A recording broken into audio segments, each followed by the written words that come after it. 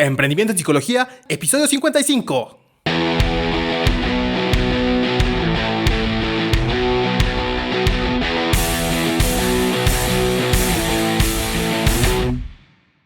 Psicólogo, colega, aprende a ejercer de forma ética y rentable en el podcast Emprendimiento en Psicología de psicólogoemprendedor.com. Independientemente de tu especialidad, ya sea psicología clínica, social, educativa, experimental, organizacional, si tú buscas cómo tener más pacientes o clientes, incrementar tus ingresos económicos, darle orden y estructura a tu proyecto, así como atender correctamente a cada área que influye en él, entonces este podcast es para ti. Filtrado por los códigos deontológicos que rigen nuestro ejercer, aquí encontrarás herramientas, técnicas y estrategias para psicólogos sobre marketing, finanzas, administración, dirección y todo lo necesario para emprender un negocio ético en psicología. Porque entre más personas puede influir tu ejercicio profesional, más cerca estamos de vivir en un mundo mejor. Psicólogo, colega, la forma más noble y justa de ejercer es emprendiendo. Hola colega, ¿qué tal? Bienvenido una semana más a tu espacio de emprendimiento en psicología. Hoy vamos a dar continuidad al tema que venimos tratando desde la semana pasada. Vamos a seguir manejando hábitos y vamos a analizar cómo es que estos pueden ayudarte a alcanzar tus metas, tanto en el ámbito profesional, laboral y en algunas ocasiones también en la parte personal.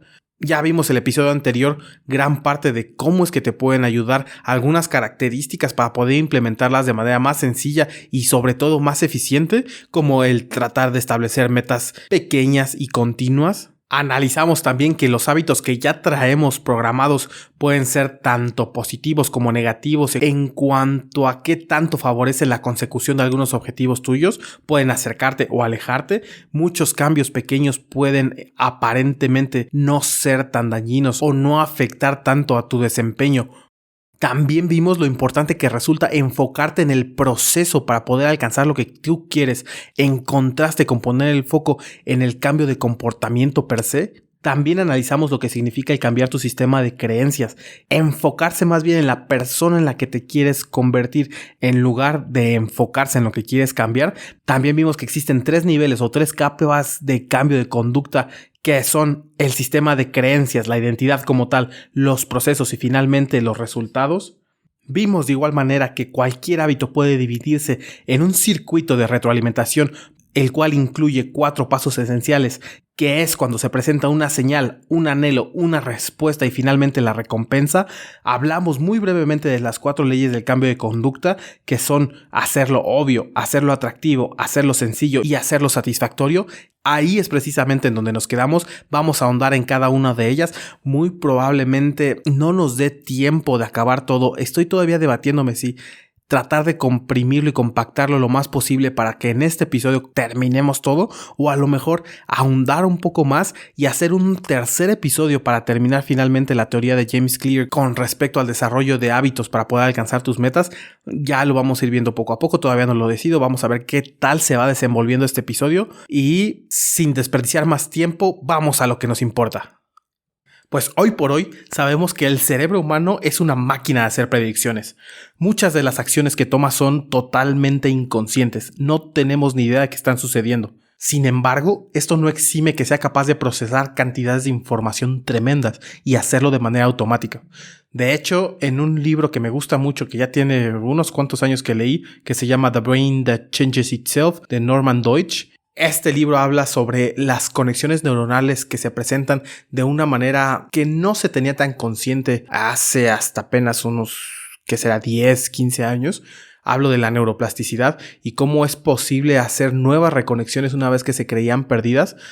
En este libro se describe cómo las personas que perdían el aparato vestibular, que es aquel aparatito dentro del oído que es encargado de que nosotros como personas guardemos el equilibrio. Imagínate una lata de refresco que tiene varios sensores, varios vellitos, que conforme vas moviendo tu cabeza, el líquido que se encuentra dentro va activando ciertos nervios dentro de este que te permite identificar si estás en una posición o en otra.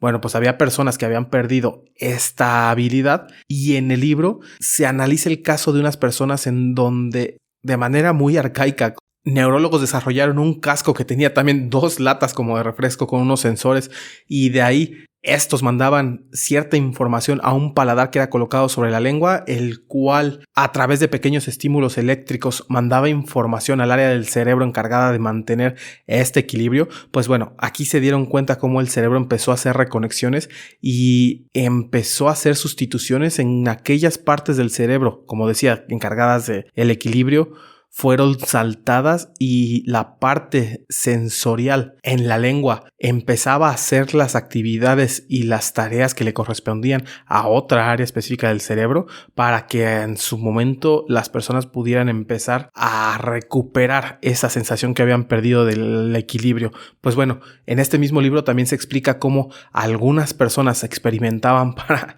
poner información correspondiente a la bolsa de valores junto con un sistema similar, pero que era utilizado a lo largo de toda la espalda para poder hacer predicciones en cuanto a la subida y caída de algunas acciones y comportamiento del mercado. Bueno, pues todo esto es para hacer ver y recordar que realmente el cerebro tiene unas capacidades superiores a las que nosotros le atribuimos. Muchas de estas, por increíbles que parezcan, no dejan de ser automáticas. Por lo tanto, no hace falta que tú estés consciente para que un hábito empiece a formarse en ti como persona, ya sea bueno o malo. Entonces, si esto es así, ¿cómo vas a poder cambiar algo que no sabes que se está llevando a cabo en ti, en tu persona? Entonces, lo más lógico y uno de los principales pasos por desarrollar o empezar a andar es el darse cuenta de qué hábitos estás desarrollando de manera cotidiana en tu día a día. Ya lo decía Jung, mientras no logres transformar lo inconsciente en consciente, lo inconsciente ya era tu vida y tú lo llamarás destino. Pues precisamente para esto existe una herramienta, una actividad que te puede empezar a ayudar, así como lo hizo en la ciudad de Nueva York, precisamente en el sistema de trenes y de metro, en el subterráneo, pues había una serie de accidentes de manera muy cotidiana. Y fue hasta que desarrolló una estrategia llamada Pointing and Calling, como traduciéndola sería señalar y nombrar. Y este es un sistema de seguridad diseñado para corregir errores en su momento. Ahora se ha comprobado que este tipo de sistema puede llegar a reducir errores hasta un 85% y evitar el 30% de los accidentes, así como sucedió en el sistema de metro en la ciudad de Nueva York. No sé si también te haya pasado a ti, colega, pero algo que yo hago muy seguido es que siempre al salir de mi casa toco mis bolsillos y repaso mentalmente la lista que sí o sí siempre tiene que acompañarme de objetos que cotidianamente utilizo. Mi cartera, mi celular, llaves y por alguna razón no sé cuál siempre cargo un multiherramientas, unos pequeños desarmadores, navajitas y tijeras, pero siempre antes de salir de casa, cartera, celular, llaves y multiherramienta. Esto hace que poco frecuente sea que olvide una de estas cosas, principalmente las llaves, porque ya me he quedado fuera de casa algunas cuantas veces y es un relajo. Pero pues bueno, esto funciona también para otros ámbitos y lo puedes llevar a tu práctica cotidiana al momento de empezar a incorporar un hábito dentro de otros que ya tienes quizás. Y bueno, pues uno de nuestros grandes retos al momento de cambiar nuestros hábitos es mantener consciente lo que se está haciendo. Para eso te sugiero que empieces a identificar, haz una lista como tal de cuáles son los principales hábitos o cadenas de hábitos que tienes en tu cotidianidad. ¿Qué es lo que haces realmente al momento de levantarte? A lo mejor no lo tienes identificado, pero repasa la secuencia. Te despiertas, agarras el celular, te levantas, vas al baño, te lavas los dientes. ¿Qué es lo que tú estás haciendo? Ahora, ya que tengas tu lista completa, trata de identificar si cada uno de estos elementos, cada uno de estos hábitos son positivos, son negativos o simplemente da igual, son neutros. Y como tal, dentro de esta lista, enfrente de cada uno de estas acciones, de estos hábitos, pon el símbolo de más si es positivo, el de menos si es negativo y el igual si te da igual, si es neutral. Por ejemplo, al despertar no es ni bueno ni malo. Bueno, todo el mundo queremos despertar, ¿no? Pero para cuestiones de alcanzar objetivos y metas, es un hábito neutro. Y repito, no significa que existan hábitos o acciones buenas y malas. Todo va a depender de lo que quieres alcanzar y la situación en la que te encuentras y la meta como tal. Algunos hábitos serán más efectivos para llevarte a ese lugar en donde te quieres encontrar y algunos no solo no te van a llevar a él, sino que pueden llegar a alejarte. Es importante que lo tengas en cuenta al momento de establecer estos símbolos para tus hábitos. Ahora, si no es tan sencillo para ti definirlo, puedes hacerte una pregunta. Esta conducta, por ejemplo, agarrar el celular después de levantarte, ¿me ayuda a convertirme en esa persona a la que quiero llegar a ser? Sí, positivo. ¿Me aleja? Negativo, ¿vale? En esta situación y en esta etapa que apenas estamos desarrollando como ejercicio, no se trata tanto de ver qué quitas o qué pones o qué modificas. Simplemente tenemos que ser conscientes y darnos cuenta de todas estas acciones que día con día realizamos y pueden tener un impacto en aquello que queremos lograr. Observa entonces tus pensamientos y tus acciones sin criticar ni juzgar. Ahorita olvídate, no te preocupes por tus fallas y tampoco te alabes por tus éxitos, ya que en este momento lo único que estás haciendo es tratar de identificar aquellas acciones que estás desarrollando en la cotidianidad. Y vale, pues, ¿te acuerdas que hace un momento hablamos sobre aquellos accidentes, o más bien la manera en que se redujeron los accidentes en la ciudad de Nueva York por utilizar la técnica de señalar y nombrar? Bueno, si estás teniendo ciertas complicaciones para hacer lo que te proponemos, utiliza esta técnica. Y recuerda, para cambiar algún tipo de actitud o de acción, un hábito, el primer paso por dar es identificar y hacer conciencia de las acciones cotidianas que tienes en tu día a día. Pero vale, ya hablamos de que existen algunos estímulos, unas señales que son las responsables de activar un hábito determinado, pero no existe ninguna señal tan fuerte y tan estimulante como el tiempo y el lugar. En el British Journal of Health Psychology, en el estudio titulado Combining Motivational and Volitional Interventions to Promote Exercise Participation, que traducido al español sería Combinando la intervención motivacional y volitiva para promover la práctica del ejercicio, se trabajó con 248 personas para ver qué elementos o qué métodos podrían ser más efectivos para desarrollar el hábito, en este caso del ejercicio. Y a muy grandes rasgos, lo que se hizo en este ejercicio fue dividir todas estas personas que participaron en 3 grupos diferentes. En el primer grupo se les pidió que llevaran un registro de las actividades relativas al ejercicio que hacían durante el lapso que duró este proyecto. Al segundo grupo se le incitó a que hiciera exactamente lo mismo, que llevara un registro, pero adicionalmente se le explicó la importancia y los beneficios de hacer ejercicio físico y cómo este contribuía a reducir el riesgo de enfermedades coronarias y cómo impactaba en su salud cardiovascular. Además de que hubieron charlas y se les compartieron videos para estar viendo de manera constante, lo cual añadía el elemento motivacional a este grupo, al número 2. Y finalmente al tercer grupo se le dio las mismas características que al segundo. Se le pidió que registrara sus actividades de ejercicio a lo largo del lapso que duró el proyecto. Además, también se les expuso a estos elementos motivacionales para que en caso de que estos tuvieran un efecto se pudiera haber manifestado. Y adicionalmente, la diferencia que hubo con el grupo número 2 y el 3, bueno, cabe mencionar que el primer grupo solo era el grupo control, ¿vale? Pero a este tercer grupo se les pidió que formularan un plan en el cual estuviese incluido los días y las horas en las cuales harían ejercicio las semanas subsecuentes.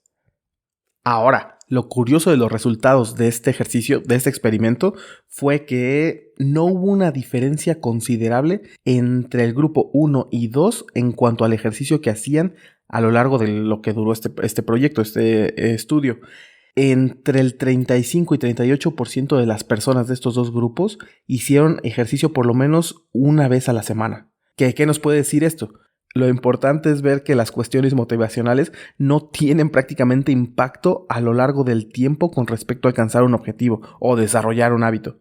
En contraste con el tercer grupo, con las personas que se les pidió que hicieran un plan y que establecieran perfectamente a qué hora y en dónde harían el ejercicio, dentro de este grupo el 91% de las personas hicieron ejercicio por lo menos una vez a la semana, en contraste con el 35 y 38% de los otros dos grupos. Las personas encargadas de llevar a cabo este estudio nombraron como intención de implementación a ese plan que se establece de antemano para definir tanto cuándo como dónde se va a desarrollar las actividades necesarias para establecer un hábito. En concreto, definir el tiempo y el lugar hace una diferencia enorme entre saber si vas a alcanzar o lograr lo que te estás planteando o no. Entonces, ¿en qué te tienes que fijar? Repítete a ti mismo. Cuando la situación X se presenta, entonces voy a desarrollar una respuesta Y. Y recuerda, muchas veces allá afuera se cree que la falta de motivación es lo que evita que logres alcanzar esas actividades o esas acciones deseadas. Y ahora, como lo estamos viendo, realmente no tiene tanto impacto. no te centres tanto en tu fuerza de voluntad, en la motivación para desarrollar algo, sino en lo que hemos visto a lo largo de este y el episodio anterior, y sobre todo en establecer qué es lo que vas a hacer, cuándo y dónde. Por ejemplo, puedes decir, de lunes a viernes de 7 a 8 de la mañana, escribiré lo necesario para avanzar en mi tesis. O si alguno de tus servicios se los vendes a las universidades, por ejemplo, puedes aportar lunes, miércoles y viernes para hablar a una universidad nueva para así ofrecer los servicios a estos clientes potenciales. Pero vale, vamos a empezar ya a abordar herramientas más concretas y específicas para adoptar. No me va a dar tiempo contigo ahorita para que los episodios no sean eternos, compartir el origen en cuanto a los estudios y universidades quienes los desarrollan para poder llegar a la conclusión de usar algunas herramientas como este que vamos a hablar ahorita, que se trata de la técnica de acumulación de hábitos, la cual aprovecha el que nosotros tengamos la tendencia de tomar decisiones con base en acciones que ya hemos acabado de determinar. De tal forma que el hecho de que una conducta desencadene otra tercera, lo vamos a aprovechar aquí para poder acercarnos cada vez más a algún objetivo particular. Entonces, la acumulación de hábitos como estrategia se basa en aprovechar un hábito que ya tienes, que realizas diariamente y de manera constante en ese espacio de tiempo, en ese lugar determinado, para poder así lograr colocar un hábito nuevo sobre el anterior. A diferencia de lo que vimos hace rato con ligarlo con un espacio y un tiempo determinado, lo que hacemos es que la nueva conducta que queremos incorporar la relacionamos con una acción que ya existe. Por ejemplo, si diario tomas tu taza de café entre las primeras cosas que haces en el día, puedes empezar a incorporar después de la taza de café un ejercicio de meditación, si es aquello que estás buscando. O si ya estás acostumbrado o acostumbrada a hacer algunos ejercicios de productividad como time blocking o bloques de tiempo, inmediatamente después de plasmar las actividades que tienes en tu agenda, puedes incorporar el nuevo hábito de empezar con la primera acción. Inmediatamente después de agendar los compromisos que tienes para ese día, esa semana o dependiendo de cómo lo estés haciendo. Y ya que empieces a dominar esta estructura básica, vas a poder empezar a jugar con cadenas de acciones más largas. Que no solo sea una actividad que hagas del diario como lavarte los dientes o bañarte, sino que empieces a incluir otro chunk más grande de actividades y entre ellas empiezas a meter aquellas deseadas que quieres empezar a desarrollar. Retomando el ejemplo de aquellos hábitos al despertarte, puede ser que tu secuencia de actividades sea despertar, tender la cama o bañarte. Y digamos que a lo mejor quieres empezar a incrementar el tiempo de lectura en tu día a día. Lo que te convendría podría ser meter en esta cadena de acciones algo que te lleve o fomente la lectura a lo largo de tu día. Si estás leyendo de noche, puede ser a lo mejor que cambies la secuencia como despertar, tender la cama, colocar un libro sobre la almohada y bañarte. Ya estás metiendo entre una secuencia de actividades una deseada para que así al momento de regresar a dormir veas y tengas a la mano este libro que te toca en este momento leer. Cuando esta serie de elementos también empieza a ser cada vez más cotidiano y te sea fácil ir incorporando nuevos elementos, puedes empezar a utilizarlos en otras áreas. Por ejemplo, si tu intención al estar trabajando mucho tiempo, estando sentado o sentada y quieres empezar a tener movimiento, pues bueno, entre sesiones de terapia puedes empezar a hacer, no sé, a lo mejor unas cuantas sentadillas o caminar un poco, o cada vez que estés en un edificio o en una situación en donde exista elevador y escaleras a la vez, por hábito tomes las escaleras. Así podrás desarrollar cadenas de hábitos que te llenen cualquier situación y cada que así tú lo requieras. Al contrario de lo que veíamos en la intención de implementación, que específicamente establecía el tiempo y el lugar para desarrollar cualquier conducta, la acumulación de hábitos tiene implícito tanto el tiempo y el lugar, ya que están contemplados en unos hábitos que ya tienes en una rutina diaria y hace que no deliberadamente escojas tanto el tiempo como el lugar, porque ya está ahí. Es importante también, colega, tomar en cuenta que el momento en el cual quieres incorporar la nueva actividad entre los mismos hábitos no sea un espacio o un tiempo durante el día que por lo general sea caótico y que las condiciones no sean las óptimas para que este nuevo hábito se implemente. Por ejemplo, si quieres empezar a llamar a colegas para fomentar el cuidado a contactos profesionales, pues lo más probable es que no sea la mejor opción. Ahora, colega, ¿te acuerdas que hablábamos de las señales dentro de este proceso de la creación de hábitos? Señal, anhelo, recompensa y respuesta. Pues las señales tienen que tener la misma recurrencia con la frecuencia del hábito que quieres incorporar. Por ejemplo, si solamente das clases en una universidad los lunes, miércoles y viernes y planteas hacer ejercicio en un espacio muerto entre clases, es muy probable que el ejercicio no lo hagas de manera diaria porque lo estás anclando a un hábito que solo se da 3 veces a la semana. Ahora, aquí va otro ejercicio para poder hacer esto de manera más eficiente y más fácil. ¿Te acuerdas que hace un momento te pedí que hicieras una lista de todos los hábitos que tienes de manera recurrente a lo largo del día? Bueno, pues esta la vamos a aprovechar y va a estar en una columna. Y en otra segunda lista vamos a poner todas las cosas que suceden sí o sí en el día a día. Sale el sol o te despiertas, no sé, el despertador con el que te levantas termina. Ahora, una vez que ya las tengas escritas, trata de identificar en qué contexto del día y entre qué hábitos te conviene insertar la nueva actividad que quieres que se convierta en un hábito. Porque la acumulación de hábitos trabaja mejor cuando la señal es altamente específica y se puede poner en acción de manera inmediata.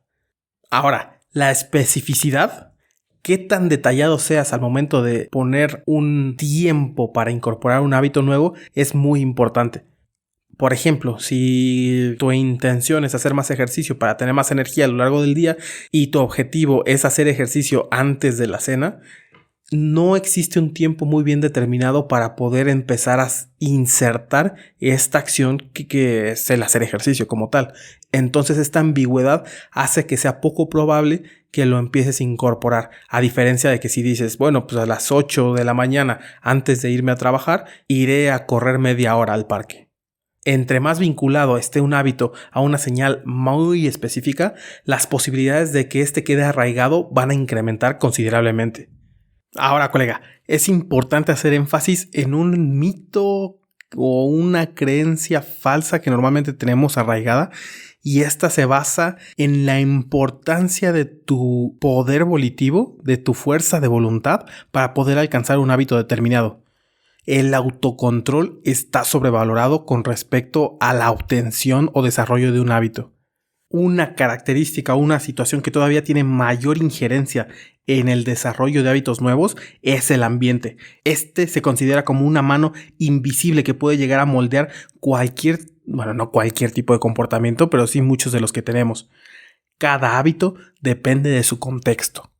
Un psicólogo norteamericano, Kurt Lewin, en su libro Principios de Psicología Topológica, desarrolla una ecuación que va de la mano con esto que te estoy platicando ahora, de la importancia del medio ambiente para el desarrollo de hábitos nuevos, y esta va así: la conducta está en función de la persona dentro de su ambiente.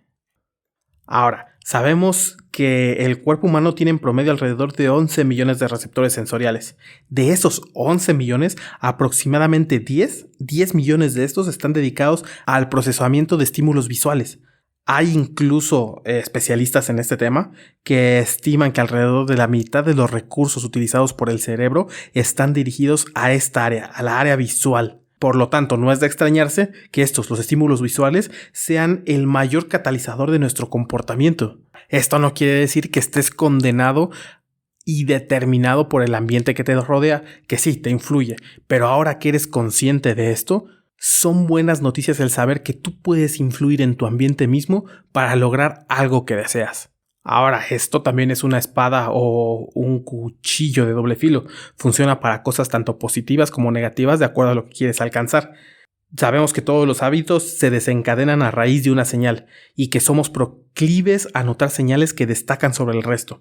Desafortunadamente, ni los ambientes en donde estamos viviendo, ni donde estamos trabajando y donde nos estamos moviendo están diseñados para poder desencadenar conductas positivas. No sé si te ha pasado cuando estás viendo alguna película y ellos están fumando o tomando un whisky y dices, ¡ay, se me antojó! Pero ni siquiera es algo que tú consumas de manera cotidiana, no bebes alcohol, pero dices, ¡ay, se me antojó eso que están tomando! Bueno, pues esto pasa en nuestra cotidianidad, en los lugares y en las zonas que frecuentamos. Ahora, lo bueno de esto es que cuando creamos señales visuales demasiado evidentes, podemos alterarlas para que se desarrolle un hábito que estamos buscando alcanzar. Algo que me da risa cómo funciona y que de hecho yo no sabía, no recuerdo dónde lo leí, pero si no mal recuerdo, en los baños públicos, el baño de hombres necesita alrededor de, no me acuerdo si era 5 u 8 veces más limpieza que el de las mujeres, por los urinales, los mijitorios. Entonces, a raíz de esto, muchas empresas empezaron a poner como unas dianas, un tiro al blanco, como lo conocemos en México, para que los hombres apuntaran ahí al momento de orinar y que, y que no salpicara todo. Pero hubo incluso algunas empresas que pusieron un juguetito como una mosca que estuviera en el migitorio, y los hombres, al tratar de estar jugando y atinándole a esa mosca, evitaban que estos migitorios se ensuciaran más de la cuenta, ahorrándose mucho tiempo en limpieza, productos y todo lo que se desencadena. El ambiente como tal está modificando una conducta sin que ésta sea consciente a favor de quien está modificando el ambiente mismo. ¿Y esto cómo lo puedes utilizar? Bueno, pues si eres una persona que está deseando tomar agua de manera más frecuente, si tú pones una botella de agua en los lugares dentro de la casa donde más frecuentas, es más probable que al verla la estés tomando como tal. ¿Te acuerdas que también platicábamos en el ejercicio anterior de poner el libro a un lado de la cama para que cuando llegues a dormir empieces a leer un poco más? Estás modificando el ambiente a favor para alcanzar un hábito que ya previamente definiste. Ahora, ¿qué puedes hacer con esto? Antes de terminar tu jornada laboral, dejas impecable, todo muy limpio y ordenado tu escritorio y dejas papeles guardados en cajones, qué sé yo. Si dejas lo necesario para que el ambiente se sienta atractivo para empezar a trabajar, esto va a funcionar y va a incrementar tu capacidad de concentración y que le dediques más tiempo al trabajo en lugar de al día siguiente estarte distrayendo con, qué sé yo, a lo mejor el celular que lo tengas ahí. Si lo dejas desde un principio fuera, pues vas a estar haciendo modificaciones que favorecerán aquello que deseas lograr. Por lo tanto, si quieres que un hábito determinado se convierta en parte de tu vida, convierte la señal que dispara ese hábito en una parte importante del ambiente en donde lo vas a desarrollar. Entre más elementos, entre más señales exista para disparar el hábito, mayor será la probabilidad de que éste se lleve a cabo. Sí, es cierto, prácticamente nadie vive en el ambiente que él desarrolla y diseña para sí mismo, pero esto no influye a que puedas modificar aquel de manera consciente que va a influir en la consecución de tus metas. Las señales que desencadenan un hábito pueden empezar de manera muy específica, pero con el tiempo esos mismos hábitos se van asociando no solo con un disparador, sino con el contexto que lo desenvuelve. Por ejemplo, habrá personas quienes solamente beban alcohol cuando están en fiestas y en un contexto social muy específico. Dentro de esta situación existen muchos señales, muchos elementos que empiezan a disparar esa conducta. Que los amigos te ofrecen a lo mejor algo para beber, existen bebidas en una mesa central y están disponibles para que cualquiera las agarre, estás imitando también el comportamiento de terceros. Empieza a haber toda una serie de cadena de eventos que propician que se dé un hábito, bueno o malo. Una conducta suele no definirse entonces por los objetos dentro del ambiente, sino por la clase de relación que establecemos con estos objetos. ¿Qué ventajas tiene esto? Pues bueno, empieza a dejar de pensar a las cosas, a esos objetos que tienes a tu alrededor en tu zona de trabajo y no los veas como tal, como cosas, como objetos, sino como elementos que te pueden ayudar a mantener un hábito deseado. En un estudio que se dedicó a analizar los comportamientos de las personas que padecían de insomnio, las personas encargadas de los obligaban a que solo podían utilizar el cuarto donde dormían exclusivamente para irse a dormir. Si las personas llegaban y se la pasaban viendo el reloj o no podían simplemente conciliar el sueño, eran obligadas a salir de esa habitación, de la recámara en donde estaban durmiendo. Esto con el tiempo hizo que los participantes asociaran el cuarto de descanso única y exclusivamente con el sueño. Y poco a poco, en cuanto llegaba la hora de dormir, el insomnio iba desapareciendo en cuanto las personas ingresaban a la habitación y se metían a la cama. Esto se explica más a detalle en el artículo Psychological and Behavioral Treatment of Insomnia, por si a alguien le interesa buscar el estudio como tal. Pero vale, lo importante a rescatar es que si quieres que un hábito sea parte de tu vida y que este sea importante, es conveniente que desarrolles una señal dentro de tu ambiente que te incite y despierte el inicio de la conducta deseada. Las conductas más perdurables generalmente tienen múltiples señales, recuérdalo. Y a su vez, a medida de lo posible, trata de no mezclar los contextos en donde estás desarrollando un hábito positivo con actividades ajenas a ese hábito en específico. No todo el mundo va a poder desarrollar, o más bien arreglar una casa dentro de su cuarto. No, al revés, un cuarto dentro de su casa específico como para hacer ejercicio o para hacer videoconferencias o para trabajar como oficina en casa. Pero sí puedes hacer algunos retoques especiales y arreglar el lugar en donde estás trabajando, el lugar donde estás haciendo ejercicio, o puedes incorporar estas señales y estos estímulos que te lleven, por ejemplo, a ir a hacer ejercicio en las mañanas, como puede ser el tener tu ropa deportiva a la mano, el tener a lo mejor un tentempié preparado desde la noche anterior para que puedas hacer ejercicio en cuanto te levantes prácticamente, qué sé yo. Esto va a ir de acuerdo a lo que tú quieras alcanzar y los hábitos que quieras incorporar. Ahora, ¿te acuerdas que hablábamos del autocontrol? Después de estar analizando las diferencias, o más bien, cómo las personas que en teoría se percibían como disciplinadas y con alto nivel de autocontrol, pues resulta que estos no tenían tantas diferencias con el resto de las personas, que en teoría no eran disciplinadas.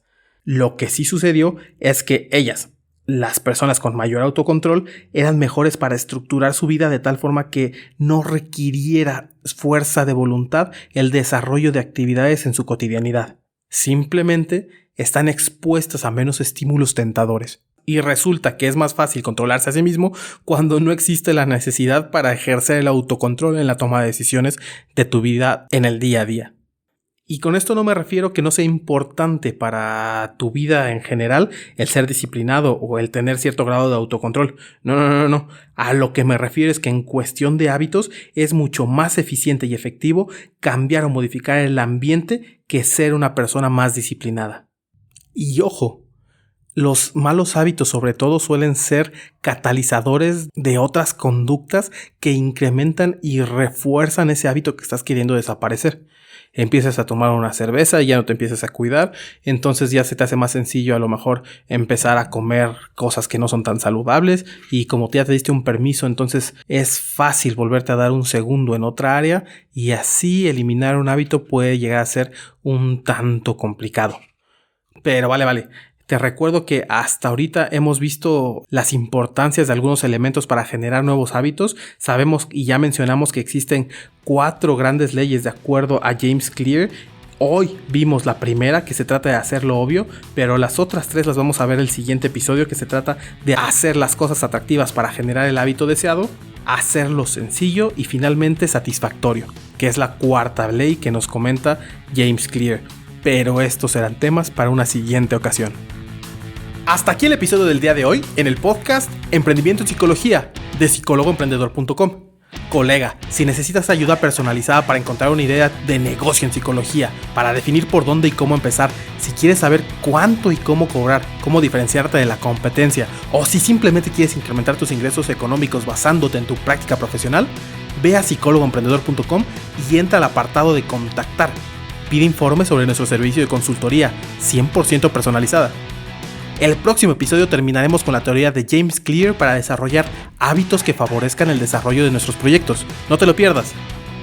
Yo soy Julio César Cuevas y nos vemos en el siguiente episodio con más de emprendimiento en psicología. Pero por lo pronto, recuerda, psicólogo, colega, la forma más noble y justa de ejercer es emprendiendo. ¡Adiós!